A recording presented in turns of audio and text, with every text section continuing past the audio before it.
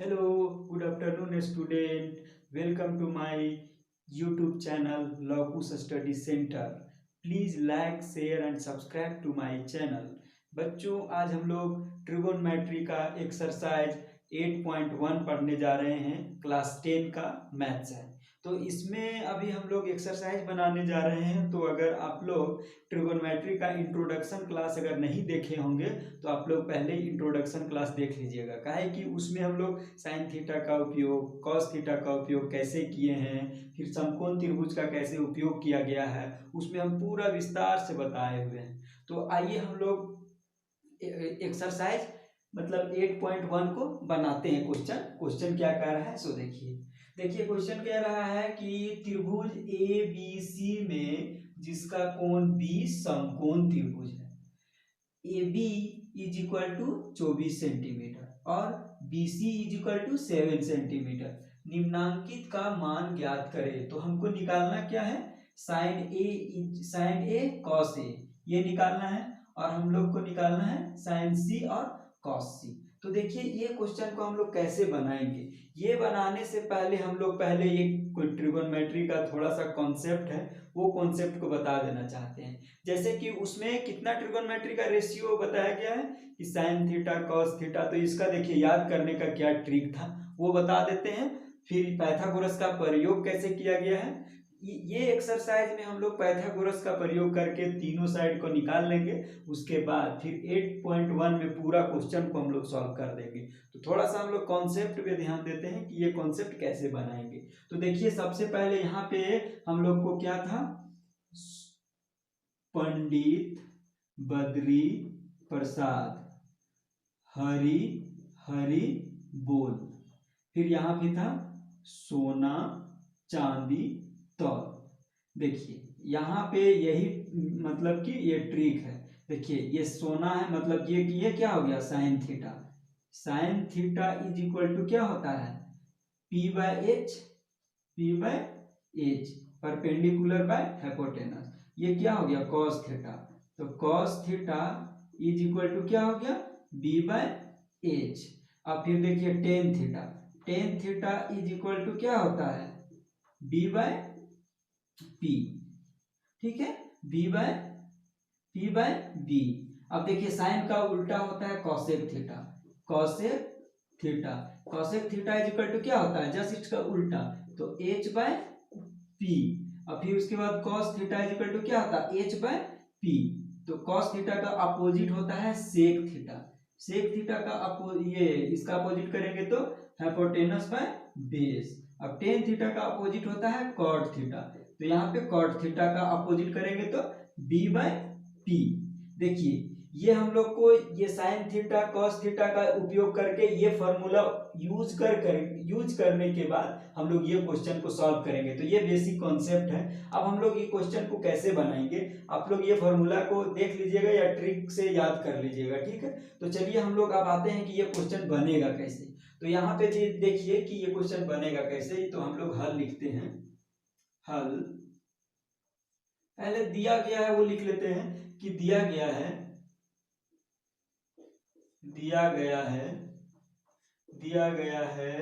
कि त्रिभुज A B C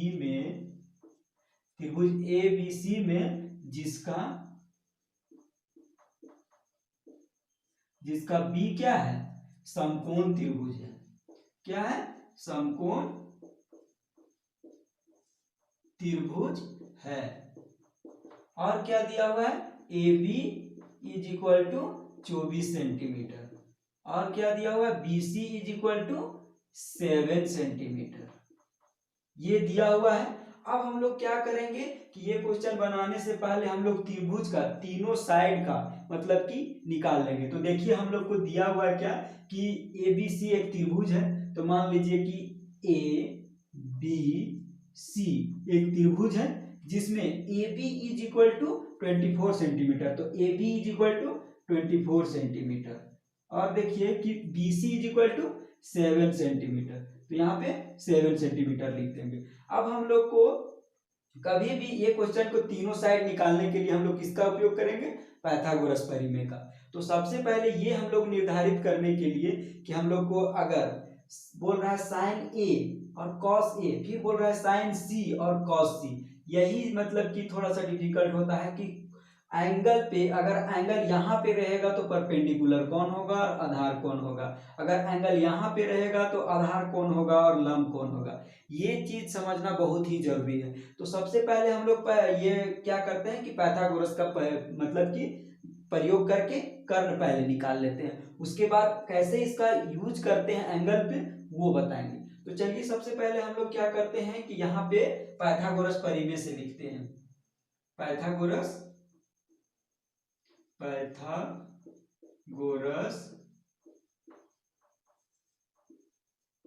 परिमेय से क्या होता है, लंब का कर्ण का स्क्वायर इज इक्वल टू होता है लंब का स्क्वायर प्लस आधार का square.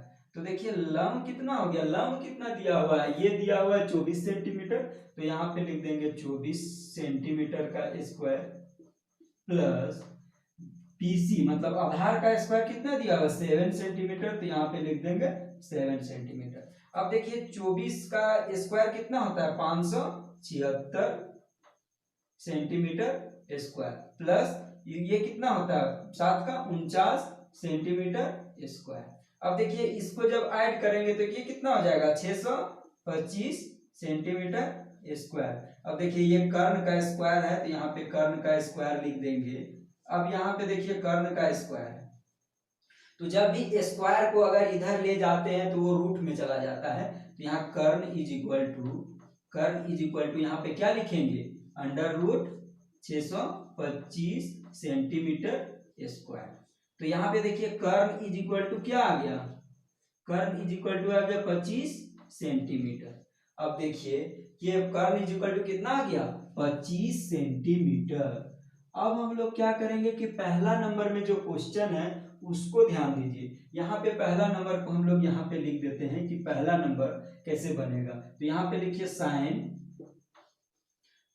A dot cos A. अब यहाँ पे देखिए sine theta is equal to क्या होता है पी बाय एच, तो यहाँ पे लिख देते हैं पी बाय एच।